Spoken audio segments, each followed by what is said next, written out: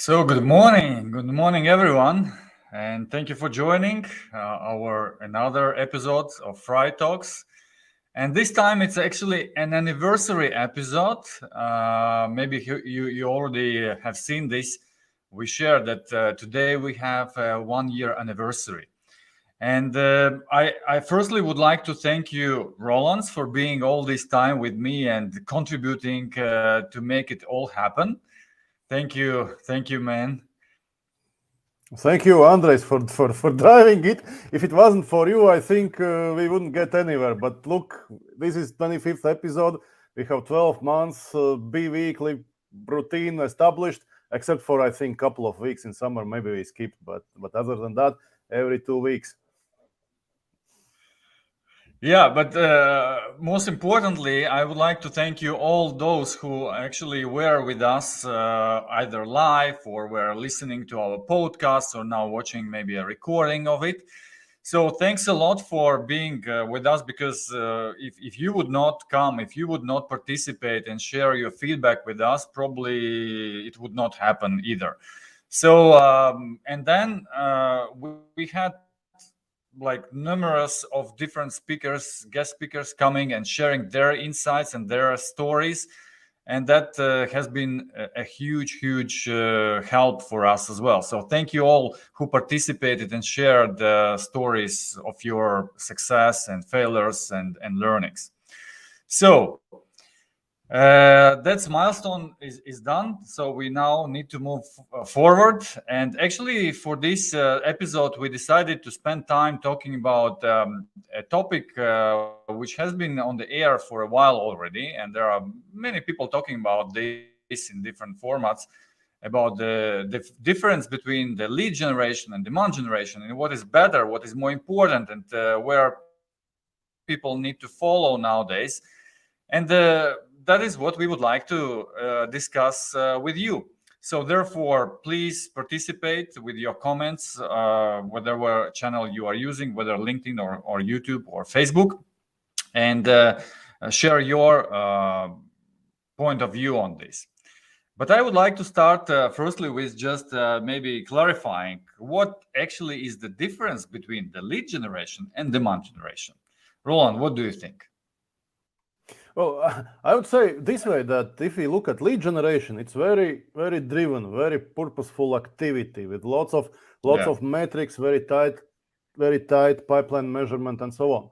And the purpose of lead generation, as the name suggests, is actually generate contact details of people who are interested in the solution that you are providing or solving the problem which your solution helps to provide. And typically for lead generation, if we talk about complex B2B products such as, let's say, software or industrial automation or things like that, you use quite a lot of content, things like, ebooks, white papers, webinars, all kind of tools, and make an exchange with your prospects.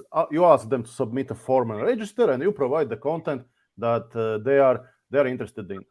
Right, so that is lead generation, and then from other hand, demand generation is much more broader approach, which first of all thinks of how to, I would put it this way, how to get in the heads of your prospects, how to associate your brand, your business, even your personality with certain expertise, certain solutions, certain services, and I would say that in demand generation generally, you are working in such a way that when your prospects are actually ready, then they naturally gravitate to you.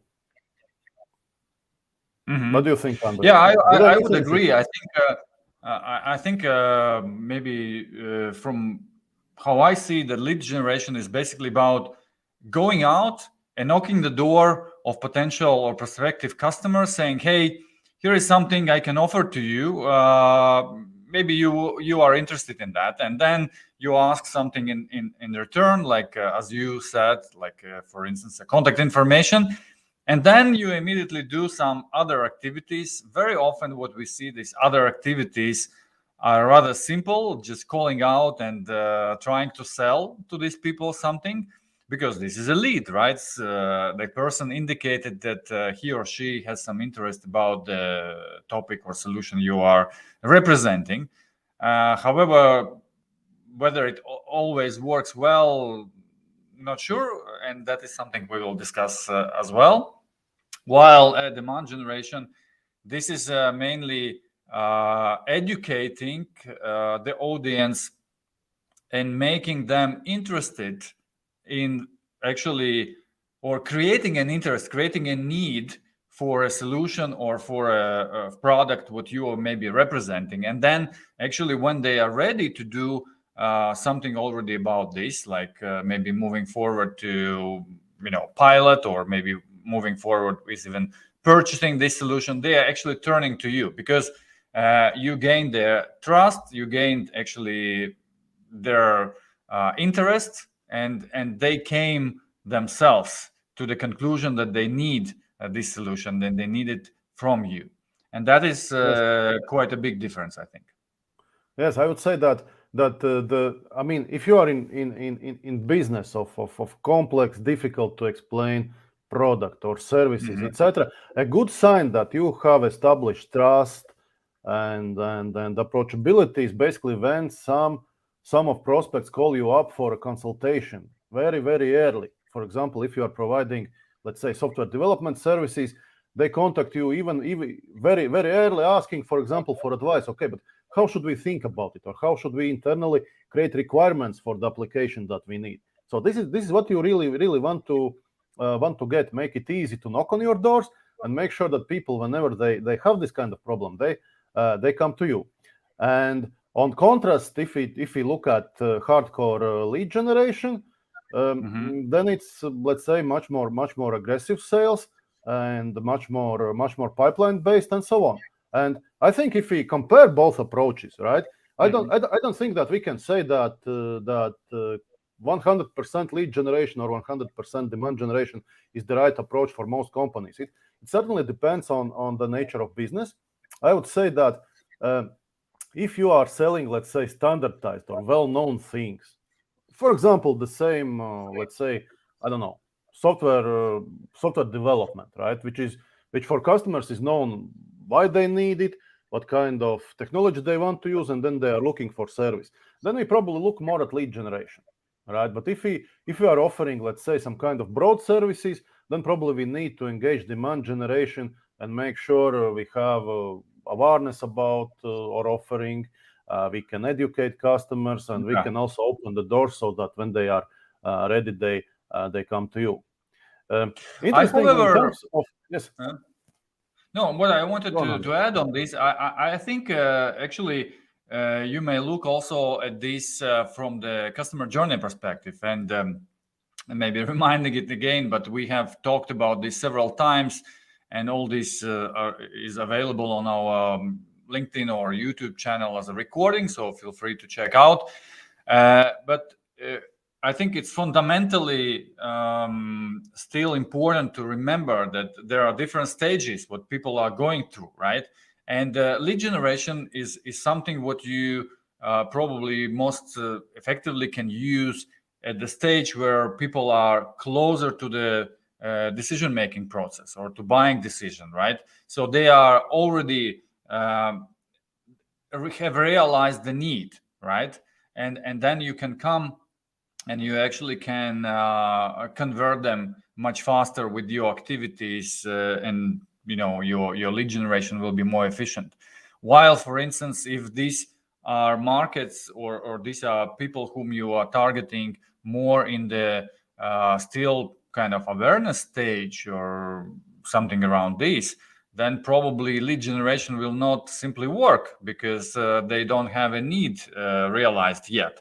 And demand generation, that is exactly where you can go and create basically this need, create the understanding of what they actually need, and then having those two strategies and two motions, demand generation and lead generation, all together actually ensures that you have full customer journey covered.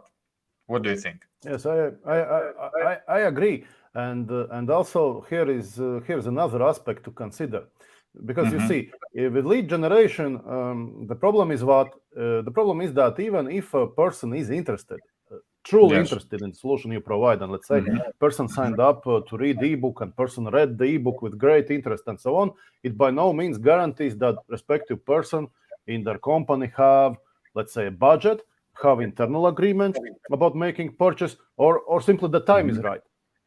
And as we know, both from practice and also from market research, what maybe 5% of all leads are basically making purchase decision, right? And 95% are not ready yet.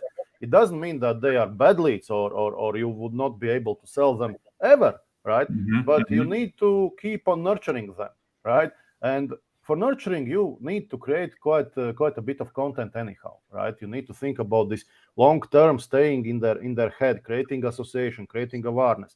And while you are creating this content, why not to use it more broadly for demand generation, right? And Yeah, yeah.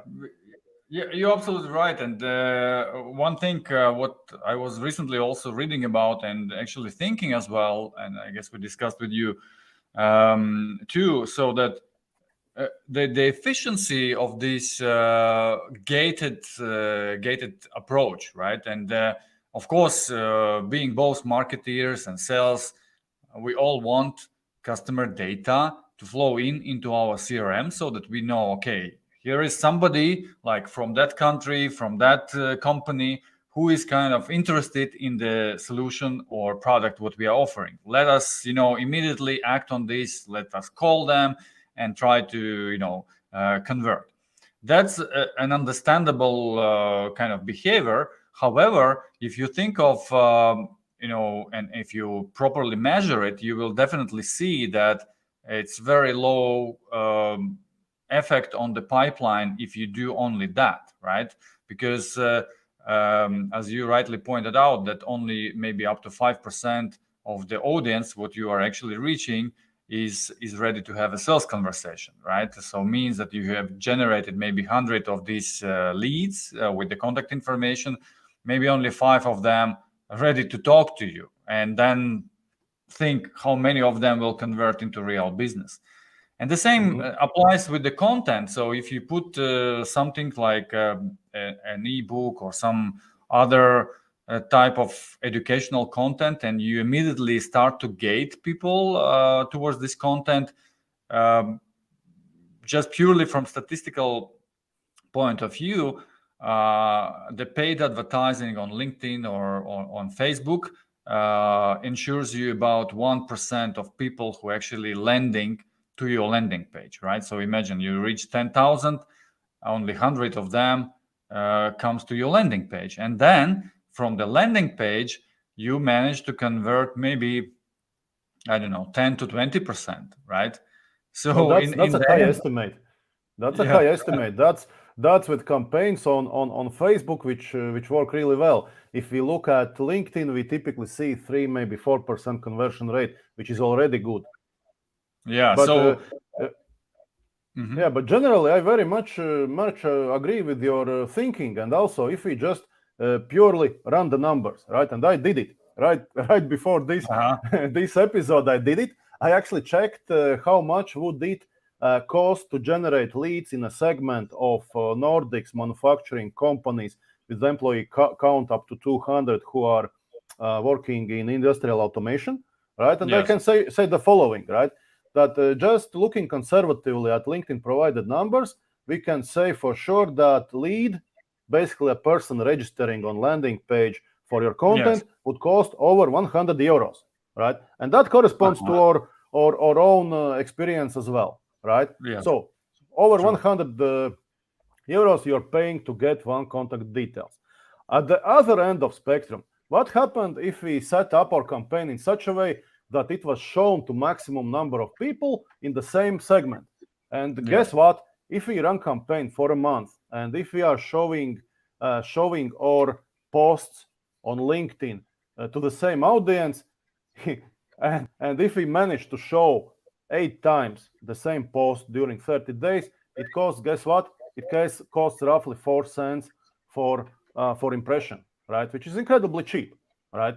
And if you are good with creative, and if you are good with conveying messages just with your posts or with videos or something, you can actually build awareness, build some kind of impression on this audience. Yes. And then in the middle, if we run a campaign which is again targeted to exactly the same audience, but it does one more thing. It actually not only shows our messages to those people, but it's also set in such a way that it invites clicks to our website, basically taking them away to our ebook or our webinar or something.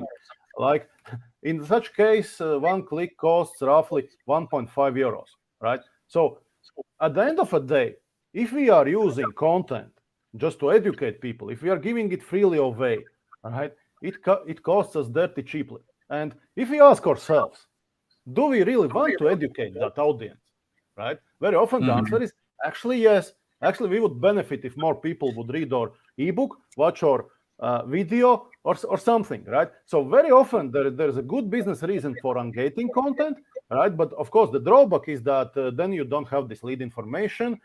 You cannot build pipeline around it. You cannot do follow-ups. It's much more difficult to measure. But I think it's yes a and good no, approach. actually. Yeah, I think you are right that probably you are not getting the right or direct information about the contact right into your CRM. Though again, I think I always try to remember the buyer journey, right? And you need to also think about this when you set the objective of your campaign or your investments into paid media. What exactly you want to achieve? And if you are targeting somebody who is already in the very, final phase of the buyer journey or close to that, it does completely, it does make sense for you to have a gated or have some kind of registration to collect the data of these prospects.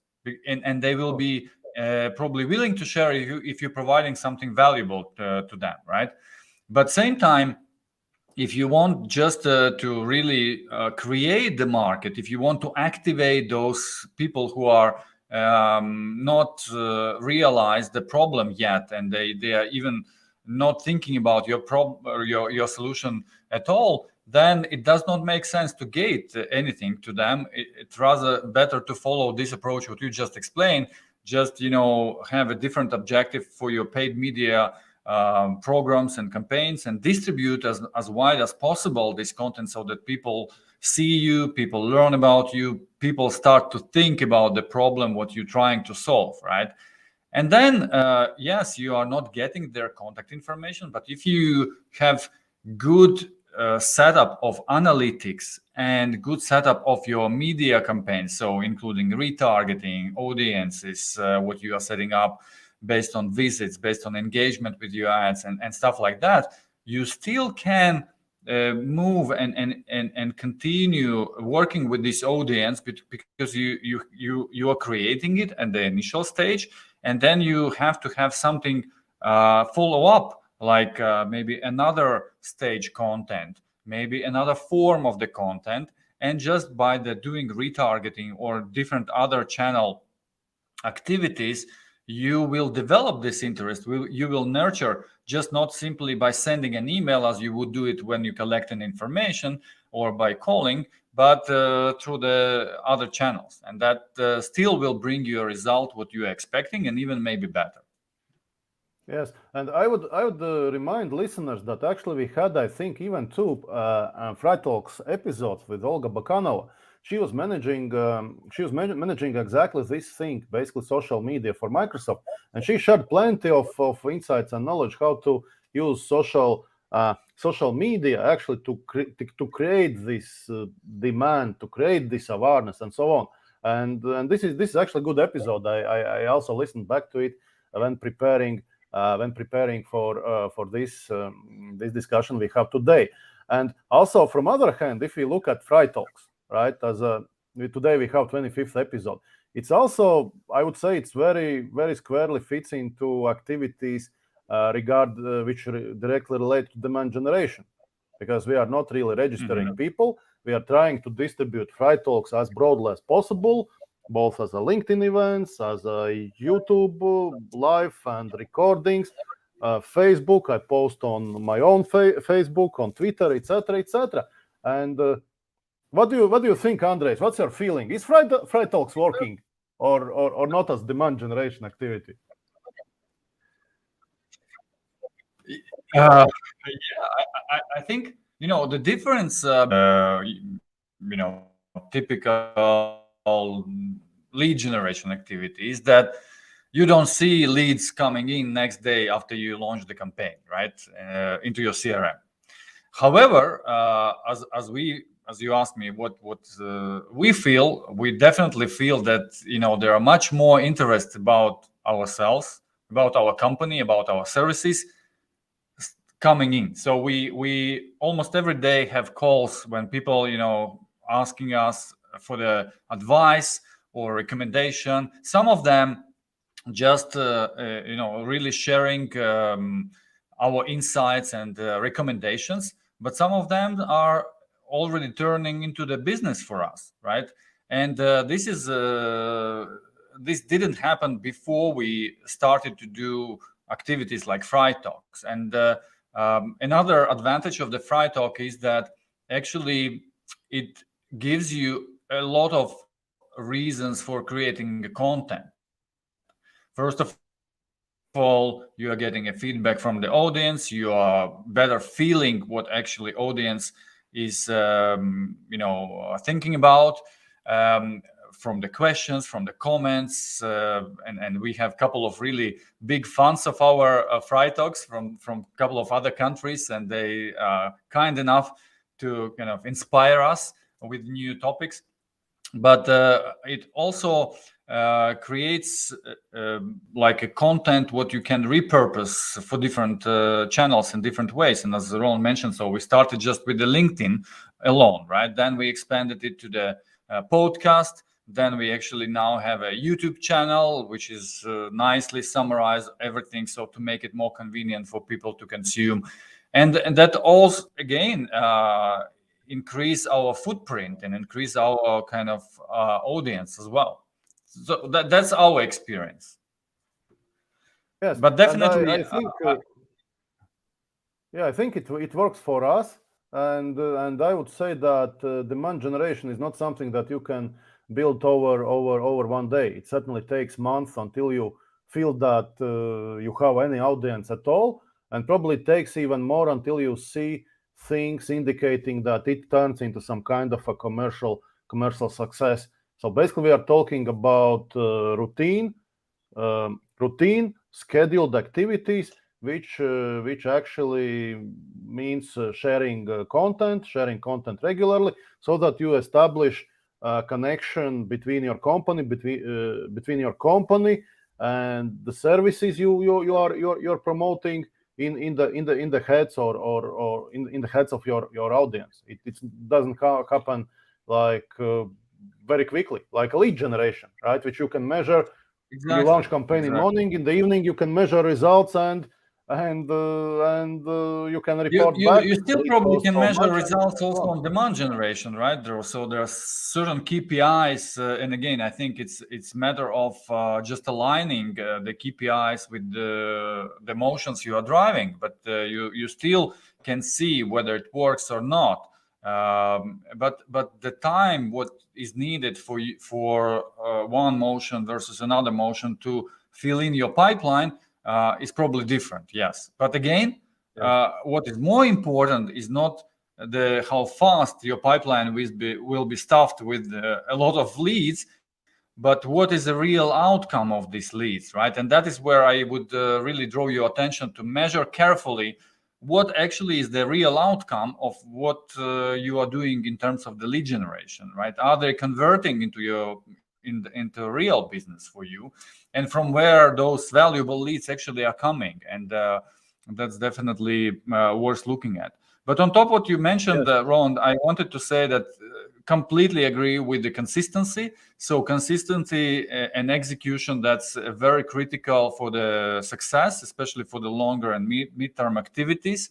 So this is not something what you can do as an ad hoc. Like today we do, then next week we maybe skip, and then again we maybe do something. It should be really on consistent base. That's one. But another one is that you have to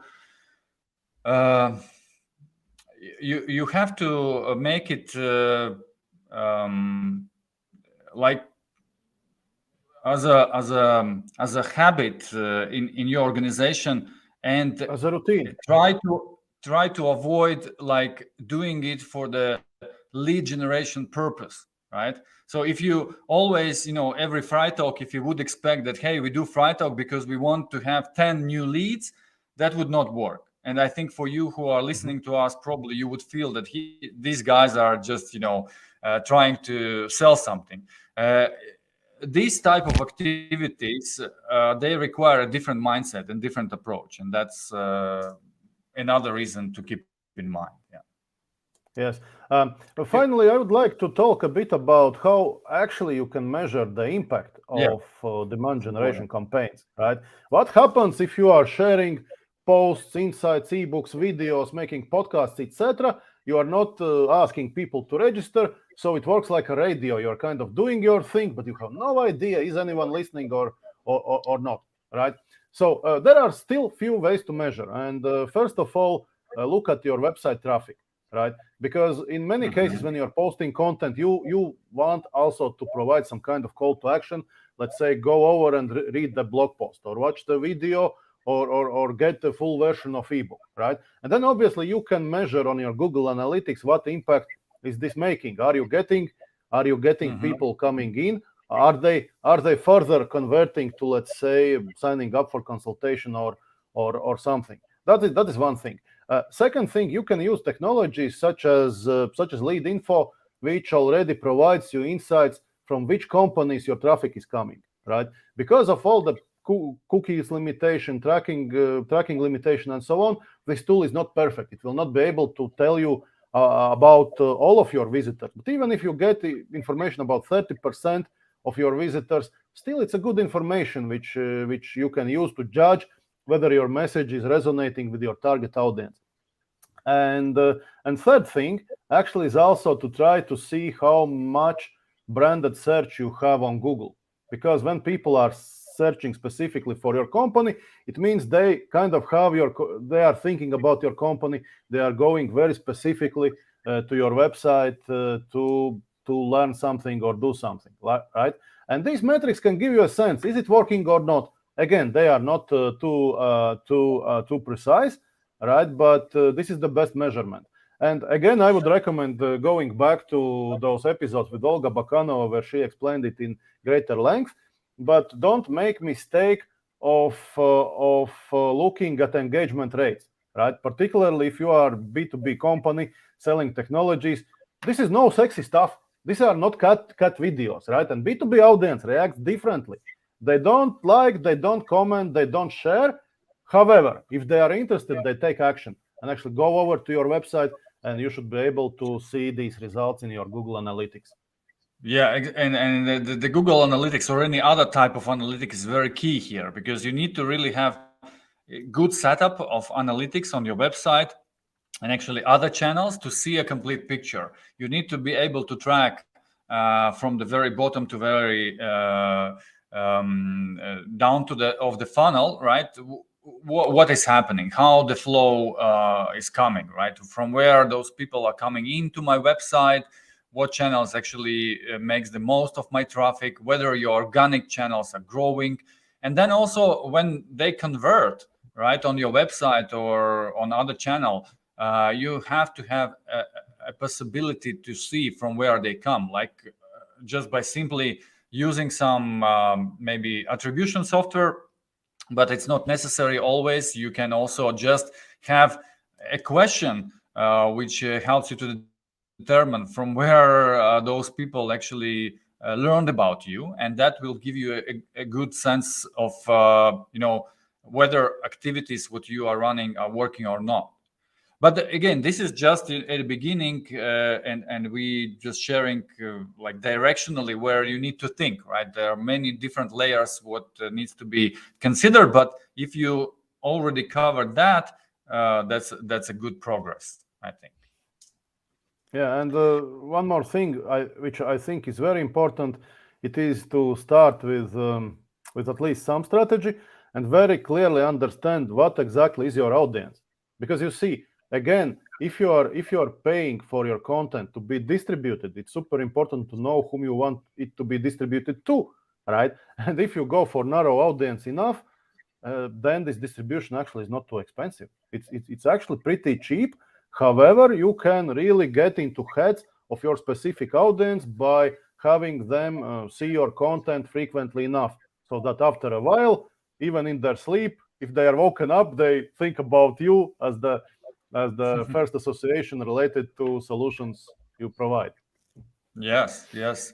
And as competition is growing and everyone is doing something on digital, the branding actually start to become is a very, very important and strong differentiator. And if you create your brand properly, and here we are not talking about just making it look sexy or something like that, but it's in B2B more importantly to create a trust so that people recognize you as a trusted advisor, right? So then that will ensure you incoming leads, incoming demand in the future, in the midterm, and so on. But just to summarize, as time is already over, and as always, we have just started our conversation, but it seems that half an hour already passed. Just to sum up, I think my takeaway is that there is no just one or another, like lead generation or demand generation. I think both needs to be employed in order to make sure that you have covered the activities to capture the existing demand on the market, and same time you have something happening on the background to supply your midterm and long-term needs for the pipeline, right? So creating a market for you, creating a demand for you, and therefore you have to see and have to have two motions working together, and consistency and execution. That's the key. Not amount of activities, not amount of content you are running, but rather like properly planned and properly executed activities. That what makes sense, at least from my experience. Roland, anything from your side? Yes, and once you start, don't drop it. Don't drop it even if it feels like it provides no value, you have no audience, etc. Because I think even with fri.talks, we had the feeling that something perhaps is working a few months into it. Not initially, not at all. Yeah. So, therefore, thank you again for being with us. We encourage you to follow us on LinkedIn or on YouTube or any other channel of your preference. Just search for ibd-consulting or use a hashtag fri.talks, where you will be able to see all the content related to that. As I mentioned already, all the previous episodes are available on podcast platforms. Just go there and subscribe and let us know what do you think. Similarly, actually, we have now put together like all the possible content, not only fri.talks, but also our webinars, our other recordings and events on the YouTube channel. So please check it out and let us know what do you think, what you would recommend us doing better. And then we see each other again in 2 weeks and talk about some other topic. Thank you very much for being with us. See you in 2 weeks. Bye. Bye.